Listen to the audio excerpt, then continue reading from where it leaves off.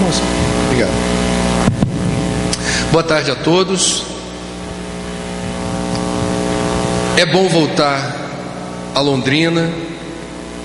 Minha mãe era paranaense, tenho laços consanguíneos com essa terra. E o tema que eu vou tratar aqui hoje, eu não queria monopolizar a palavra. Eu acho que o debate fica mais rico quando a gente interage. Então, por favor, fiquem à vontade para encaminhar perguntas. Elas serão feitas por escrito e a gente, com o maior prazer, aquelas que a gente se sentir naturalmente confortável para responder, o farei com prazer. Mídia da paz. São várias as questões alusivas a esse tema. Eu vou procurar tratar da forma mais direta e objetiva possível. Eu sou professor há 11 anos na Pontifícia Universidade Católica do Rio de Janeiro, onde leciono a disciplina Jornalismo Ambiental. Essa disciplina não existiria como direito ambiental, como engenharia ambiental e como outras disciplinas oferecidas nas universidades e às vezes dentro das escolas sobre meio ambiente, se não experimentássemos uma crise ambiental sem precedentes na história da humanidade.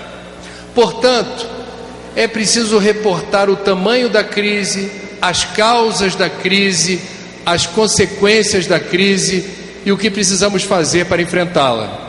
Minha preocupação nos últimos 11 anos tem sido: eu não tenho direito, enquanto professor, de apresentar um mundo onde o aquecimento global, a escassez de recursos hídricos, a produção monumental de lixo, a destruição da biodiversidade, o crescimento desordenado das cidades, etc, etc, etc, esvaziem a esperança.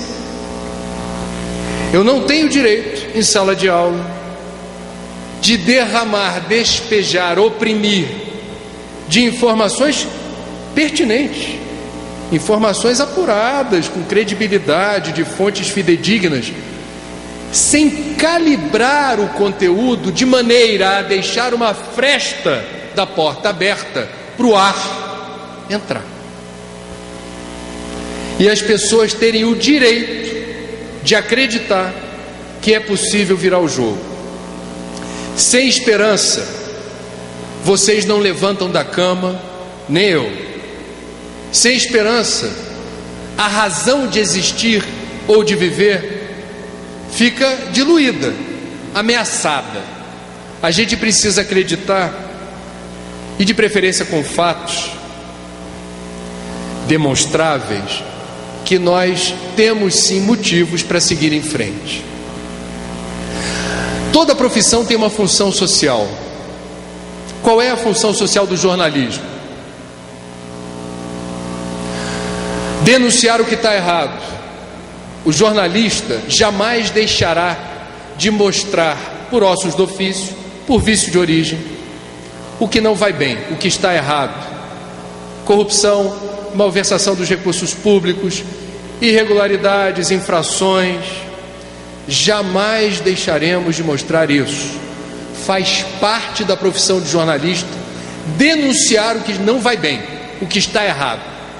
Agora, se nós nos esmeramos apenas e tão somente em sermos vitrines dos impasses, dos obstáculos, das dificuldades, nós não estaremos cumprindo de forma ética essa função. Portanto, sim, denunciar o que está errado é uma asa, e a outra asa, para a gente poder alçar voos bonitos na direção do objetivo ético dessa profissão, é sinalizar rumo e perspectiva, é mostrar o que dá certo, o que funciona, quais são as soluções, sermos exemplos de boas pessoas, de boas empresas, de boas políticas públicas, inspirando as pessoas a acreditarem que um novo mundo, sim, é possível, depende de nós. Em linhas gerais, é o que se espera da imprensa. Problema da modernidade: a expansão da TV por assinatura no mundo, da TV paga, determinou uma mudança nos conteúdos disseminados pela TV aberta. Em bom português, a TV aberta passou a ser mais acessível, ou a única opção de televisão, para o segmento CDE. A TV a cabo ou TV por assinatura passou a ser mais disponível ou acessível para o segmento AB.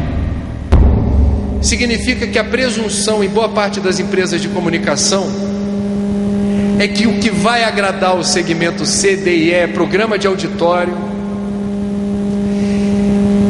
e uma série de programas de humor ou jornalísticos com alto coeficiente apelativo ou alarmista. É a maneira que alguns entendem que seja a forma mais comercialmente inteligente ou interessante de se tornar atraente para esse extrato da população. Eu não concordo com essa tese. Há uma outra falsa premissa que diz: quanto mais sangue, melhor. Quanto mais conteúdos violentos, maior a audiência. Quanto mais eu mostrar a barbárie, os episódios de violência que aludem a períodos da história onde não se pronunciava a palavra civilização, quanto mais eu me esmerar na capacidade de contar em detalhes um determinado crime, ilustrar com grafismo o modus operandi do crime e ainda chamar um comentarista especializado em violência para entrar nos pormenores da atividade criminosa, mais audiência eu vou ter. Eu quero dizer que eu discordo dessa visão, dessa premissa, e eu acho que ela retroalimenta um debate que já tem lugar no jornalismo há muito tempo. Nós, profissionais de comunicação, infelizmente, ainda hoje, não aprendemos na universidade ou na faculdade a ter a exata noção do impacto causado pelo texto e pela imagem que nós veiculamos. Você pode fazer uma reportagem correta, mas você pode contar essa história de uma forma que gere mais abalos psicológicos, trauma, impressões negativas, indesejáveis na pessoa do que poderia. Eu vou dar um exemplo. Eu dava plantão numa certa televisão num fim de semana, por sinal era um sábado como hoje, e a notícia do dia na área internacional era que o líder guerrilheiro de Angola, que graças a Deus vive um período de paz, não há mais guerra civil na Angola, mas no período em que havia guerra civil, Jonas Savimbi, líder guerrilheiro, foi assassinado com uma saraivada de tiros. O que fez a Agência Internacional de Notícia, que registrou o lugar onde Savimbi ainda jazia, seu cadáver, 3 imagens do corpo crivado de balas. À distância, você não reconhecia quem era, mas você via que tinha alguém deitado e tinha algo parecido com uma mancha de sangue. Um plano médio, onde você já conseguia reconhecer o corpo com maior nitidez, o sangue escorrendo, e você percebia que era uma morte violenta. E o close, você percebia o tamanho do orifício de cada projétil disparado contra o corpo de Jonas Savimbi. Por que uma agência de notícias internacional que vende para o mundo, agência Reuters, AP, Associated Press, etc., por que faz em planos diferentes? Porque cada cliente se interessa por um determinado gênero de imagem. As mídias éticas, aquelas que entendem que não é preciso mostrar um corpo crivado de bala em detalhe para dizer que um líder guerrilheiro morreu assassinado, usam o plano de longe.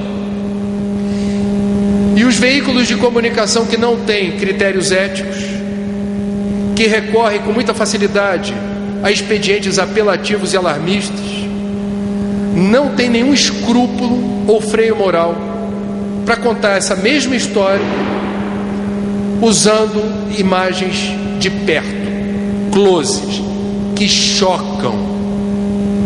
Em bom português eu vou repetir: não é preciso mostrar sangue, cadáver e buraco de bala para dizer que uma guerra é violenta ou fratricida. Quem recorre a esses expedientes não está cumprindo com a devida ética, a função social que é a comunicação. E a gente precisa estar atento a isso porque, como eu dizia, na faculdade não temos o aprendizado do alcance, do texto e da imagem, que repercussão isso tem nas pessoas. E nós perdemos a noção de como a recorrência dos conteúdos violentos gera intranquilidade social, ansiedade, angústia e desesperança. Eu vou contar um episódio ocorrido há exatos 15 anos atrás, quando dos atentados terroristas do World Trade Center em Nova York. O primeiro avião se chocou com a Torre 1, pegou fogo. O segundo avião se chocou com a Torre 2, pegou fogo. Torre 1 cai, Torre 2 cai. No momento em que o primeiro avião atingiu a torre, você tinha a imprensa mundial inteira filmando e transmitindo ao vivo tudo o que estava acontecendo ali. Portanto, não tinha edição nenhuma. Está acontecendo agora, estamos mostrando. Não sei se alguém estava ligado, porque quem não viu ao vivo não viu mais. Nos primeiros minutos de transmissão, os telespectadores viram as pessoas que estavam refugiadas nos andares mais altos e não conseguiam descer, se atirando dos pontos mais altos da torre, da primeira torre. Os cinegrafistas, nossos colegas repórteres cinematográficos, estavam ali inadvertidamente mostrando tudo o que estava acontecendo, e se aquilo estava acontecendo numa fração de segundo, eles não tiveram outra reação senão registrar o mergulho na direção da morte. Desnecessário dizer o quanto essa imagem é chocante. Agora, por que eu estou recorrendo à memória disso? Sem nenhuma orientação dos editores-chefes, sem nenhuma articulação entre todos os veículos ali presentes e que estavam registrando ao vivo o que acontecia, em poucos minutos essa imagem não era mais vista. E não era mais vista por quê? Autorregulação. Os profissionais perceberam a gravidade da imagem, o que estava embutido como conteúdo psicológico na imagem de uma pessoa que não estava se suicidando, ela estava se atirando na direção do abismo, porque não havia outra opção senão inalar fumaça ou morrer queimada. É uma situação por si muito dramática e que você não precisava mostrar da forma como num primeiro momento se registrou. Esse episódio foi tão marcante do ponto de vista positivo de uma ética que nossos colegas tiveram ao acompanharem e serem testemunhas da história desse incidente, que surge nesse momento nos Estados Unidos um movimento chamado Imagens e Vozes da Esperança, que eu recomendo a quem não conhece que faça essa pesquisa na internet. Images and Voices of Hope. Tem aqui no Brasil a versão brasileira do Imagens e Vozes da Esperança. E o que fazem os companheiros jornalistas, comunicadores, radialistas, publicitários do Imagens e Vozes da Esperança? Todas as pessoas que trabalham com comunicação, e hoje está difícil descobrir quem não trabalha, porque todos, na era das redes sociais, somos provedores de conteúdo. Todos nós participando de alguma vivência ou de alguma dinâmica promovida pelo Imagens e Vozes da Esperança, somos instigados a perceber exatamente a responsabilidade que é escrever um texto jornalístico, publicar uma foto ou compartilhar imagens em qualquer mídia, em qualquer resolução. nós estamos influenciando as mentes e os corações das pessoas. Há responsabilidade nossa, enquanto provedores de conteúdo que aludem à esperança ou à desesperança, à violência ou à paz. Nós somos responsáveis pelo alcance das palavras proferidas, das palavras escritas e das imagens. Na era das redes sociais, meus amigos, permitam-me convidá-los a compartilhar essa responsabilidade. A internet é o território do raso e do rasteiro, do grosseiro. A internet é o território da intolerância absoluta. A internet e as redes sociais não permitem o acolhimento do diferente. Se você não é do meu partido político, se você não torce pelo meu time de futebol, se você não é hétero ou homossexual ou transexual como eu, você é meu inimigo. Quem está no Twitter, no Facebook, no Instagram ou em qualquer outra rede social sabe o que eu estou dizendo. Nós somos propagadores da violência e não nos damos conta disso. É uma sociedade violenta quando você vê briga entre torcedores de futebol, bullying nas escolas, trote violento, bullying virtual, homossexuais que são linchados ou estigmatizados apenas por terem uma orientação sexual diferente da sua. Os apelidos inocentes que se dá ao outro desde pequenininho, porque é dentuço, porque é baixinho, porque é alto, porque é orelhudo, porque é narigudo, porque tem a perna torta, porque é pobre, porque é rico.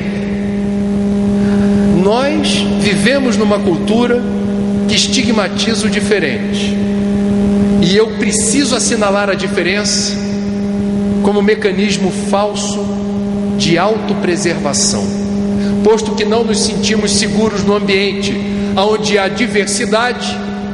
Eu vou procurar me posicionar do lado dos meus. Essa é uma dentre muitas explicações para o mundo violento em que estamos vivendo, em que qualquer fagulha, em que qualquer faísca determina um homicídio no trânsito, uma fechada, um incidente na principal avenida de Londrina, numa segunda-feira de manhã, e de repente tem alguém morto. E morreu por quê? De onde vem tanto ódio? De onde vem tanta dificuldade de lidar com o outro? Essa é uma explicação que vai alcançar diferentes áreas do saber e do conhecimento, sociologia, antropologia, e alcança a área da comunicação. Numa cultura de paz, todos nós somos semeadores de boas ou más ideias, da predisposição para convergência ou para divergência, todos nós sem exceção. No que diz respeito às mídias, se o que vocês estão vendo na televisão, seja no noticiário, seja no programa de humor, seja no filme violento, numa hora em que você não imaginava ver uma cena com tamanha atrocidade, seja no noticiário, onde for, na novela, se algo lhe desagradou, me permita dizer, você está sendo convidado a agir, a ser ativo e não passivo. A emissora onde eu trabalho, no Rio de Janeiro, criou um serviço de atendimento chamado CAT, Central de Atendimento ao Telespectador. Qualquer pessoa que ligue para lá, elogiando ou criticando qualquer programa que esteja na grade da televisão, isso engrossa uma estatística que é encaminhada diretamente para a pessoa ou para o produto que foi objeto daquela análise. Há mais ou menos 15 anos atrás, a emissora onde eu trabalho, sem nenhum problema, dava o nome de todas as facções criminosas do Rio de Janeiro. Todas. fulano de tal pertencente à organização tal, a organização tal assumiu a autoria do atentado, a organização tal, papapá. Num dado momento, chegou à redação do principal telejornal da casa uma carta encaminhada por um professor de Goiás, e ele denunciava o que lhe parecia ser um erro de grandes proporções, quando a televisão dava prestígio a essas organizações toda vez que as dominava. E ele dizia: aqui em Goiás está todo mundo apavorado, porque vocês ficam falando organização criminosa tal, organização criminosa tal. A gente se sente acuado, parece que eles são mais competentes do que nós, parece que é questão de tempo eles dominarem o mundo, o governo, a sociedade, só dá eles. Essa carta foi lida, foi discutida e determinou uma nova resolução: não daremos mais os nomes de nenhuma organização criminosa, nenhuma. Os crimes continuam acontecendo e eventualmente patrocinados por essas organizações. Entretanto, fez sentido a queixa de um professor que nem do Rio de Janeiro era, mas as reportagens que iam ao ar em jornais de rede e nominavam as organizações incomodavam com justiça esse camarada. Vocês não devem calar, vocês não devem se omitir. Dia desses eu dando plantão, e eu sou um cara chato, porque a gente vai ficando velho, vai ficando chato mesmo. Vou fazer 50 anos ano que vem, quase 30 anos de profissão, 30 anos de profissão. Eu já não consigo ler um texto, se eu estou apresentando um telejornal local, e foi o que aconteceu, que traga uma informação de uma forma que me parece, eu vou dizer, um tanto preguiçosa de escrever o texto. Era um sábado e de manhã reportávamos um incidente envolvendo um atropelamento, um outro incidente envolvendo manifestação contra uma onda de assaltos, e o terceiro incidente começava a frase falando assim: mais violência no recreio. Eu achei essa frase imprópria. Eu achei que ela tem um ritmo e ela expressa uma ideia que gera inquietação. Parece que a gente está fazendo apologia da violência. Eu decidi mudar a frase. No calor dos acontecimentos, o editor-chefe, que é quem manda no jornal, não deixou de considerar. Em vez de colocar mais violência no recreio, eu coloquei: e a situação é tensa no Recreio, que é um bairro do Rio de Janeiro. Para todos os efeitos é uma notícia que gera um desconforto, mas temos uma atenuante na maneira como eu estou construindo o texto. Mais violência no Recreio. A situação continua tensa no Recreio. É diferente. Uma palavra, uma expressão, uma construção frasal determina um outro acolhimento, uma forma dessa notícia reverberar nas mentes e nos corações das pessoas. Eu não estou defendendo aqui uma mídia poliana. Esse evento é aberto ao público em geral, mas quem está me trazendo para o Paraná de novo é uma organização espírita. Então eu vou devolver a gentileza para os espíritas. Os espíritas chamam a doutrina de doutrina consoladora, mas quando você abre as obras básicas da doutrina espírita, ela fala de violência, fala de suicídio, fala de homicídio, fala de aborto, ela fala de vários problemas dentro de uma perspectiva consoladora. É o papel das religiões. Qual é o papel da mídia? A gente vai abordar os problemas, mas a gente não deve e não pode deixar de abrir espaço no jornal para falar das soluções. Quem vos fala é o editor-chefe de um programa que traz soluções no nome, e que a audiência vai muito bem, obrigado. Eu não preciso de violência para ter audiência. Eu tenho 2 patrocinadores. Eu não. O produto que eu estou envolvido tem 2 patrocinadores fortes e está na grade há 10 anos, desde que surgiu, premiado. É o único programa da TV veiculado em outra emissora, que é o Canal Futura, E eu não preciso recorrer à violência para ter audiência. Outro dia lá no Rio de Janeiro, conversando com os colegas da TV Globo, eu soube que no sábado, quando a gente traz alguma atração musical ao vivo no jornal, invariavelmente a audiência sobe. E aí qual é a dedução que eu estou tendo? Como é bom, nem que seja no sábado, que é o dia que você permite ter musiquinha ao vivo no jornal, eu respirar durante o telejornal, na hora do almoço ainda por cima, sem ter que me sentir contrito, agoniado. Nossa, mas o mundo está desse jeito, é assim que é. Não tem solução para o trânsito, não tem solução para a economia, não tem solução para a política, não tem solução para nada. E tem.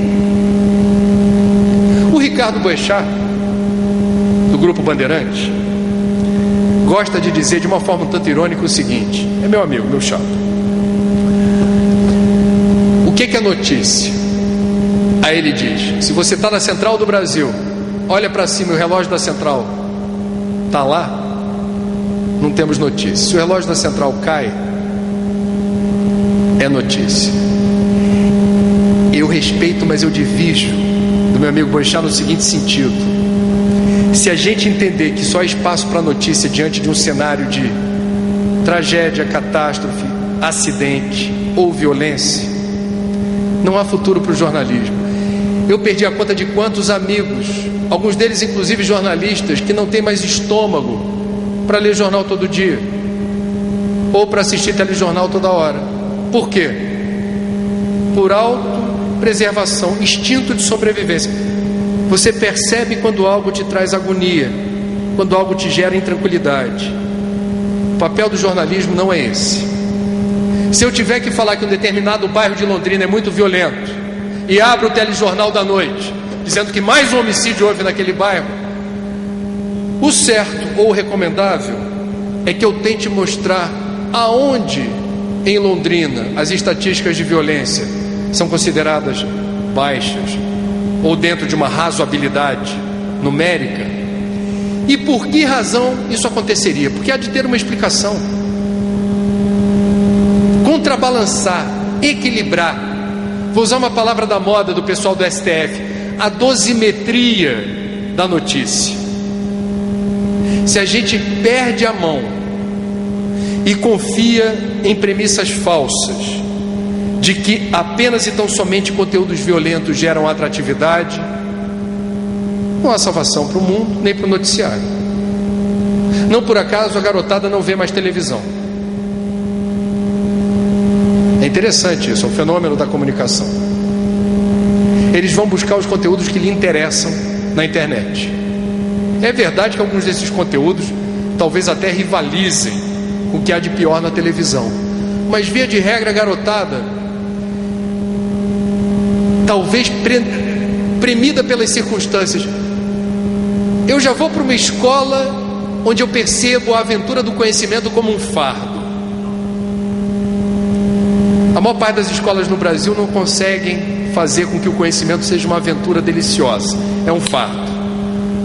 Boa parte dos alunos, incluindo a minha filha que está tentando medicina esse ano no Rio de Janeiro pelo Enem, são sacrificados, esses alunos, numa rotina maluca de decoreba e de acumulação de conhecimento que ele não vai usar na profissão para poder ter uma boa pontuação no Enem. Já um massacre na escola. Você cresce num mundo em que os adultos dizem: está faltando água, estão destruindo a Amazônia, o aquecimento global está aí, veja a temperatura nesse ginásio em pleno inverno. Você vai inoculando na criança a expectativa de que se hoje está difícil, te prepara que vai piorar. Vocês acham que essa garotada não vai buscar os meios dela para ter esperança?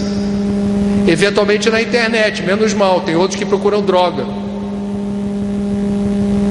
Mas a gente não pode perder de vista a capacidade que a mídia tem de ser luz ou trevas, de inspirar ou desesperar, de fecundar ideias que abre perspectiva para um novo mundo, ou de nos condenar a uma existência expiatória num mundo hostil.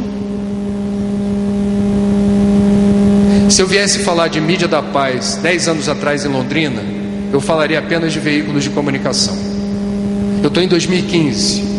As televisões abertas e a cabo no mundo vem perdendo audiência, a mídia impressa vem perdendo leitores, a internet cresce. Obama, presidente dos Estados Unidos, na sua primeira coletiva à imprensa na Casa Branca, quebrando o protocolo, em vez de abrir pergunta apenas para jornalistas presentes que cobrem o dia a dia de Washington, botou um telão igual a esse no salão de imprensa e permitiu pela primeira vez que um blogueiro fizesse pergunta. Esse é o mundo que a gente está vivendo. O blogueiro em questão não era qualquer um. 1 milhão de acessos por dia. Uma autoridade quando o assunto é mídia. Eu estou vindo da Bienal do Livro, a gente lançou esse livro lá.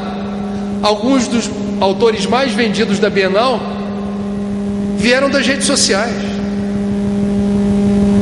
Mídia da Paz, hoje, alcança com muita propriedade o território livre da internet, onde todos nós estamos inseridos. Todo dia no Twitter, porque eu sou twitteiro também, e procuro fazer uso ético das redes sociais, eu abro os trabalhos com uma frase inspiradora, citando a fonte, obviamente. É a minha forma de praticar aquilo que Paulo, o timorato apóstolo, certa vez disse: um pouquinho de fermento leveda a massa toda. Vejam como essa questão vai além apenas do que está escrito num teleprompter. Um apresentador de televisão que eventualmente tenha que ler um texto, ele pode fazê-lo de diferentes maneiras. O texto é o mesmo, a pontuação, a ênfase, o ritmo, a forma como ele vai proferir as palavras pode determinar mais alegria ou tristeza, mais tensão ou mais relaxamento. Isso é muito sutil. Quem é profissional da área, deixa eu fazer uma pergunta rápida aqui. Há alguém nesse auditório que trabalha no dia a dia na área da comunicação? Levanta o braço ou estuda o assunto. Temos um aqui, mais ninguém? 2, 3. Ok. Os outros todos não acham ou presumem que não estão envolvidos com comunicação, é isso? Deixa eu reformular a pergunta. Já sei quem trabalha. Quantos aqui de alguma forma se percebem interagindo com a massa? De alguma forma estão inseridos numa rede? Aumentou sensivelmente o número de pessoas. Mídia da Paz não é um assunto só para mim, que sou jornalista sindicalizado, profissional de comunicação. Todos vocês estão dentro desse debate. Fiz o meu preâmbulo, estou aberto a perguntas, se houver, ficaria contente se houvesse, para a gente poder interagir. Obrigado pela atenção.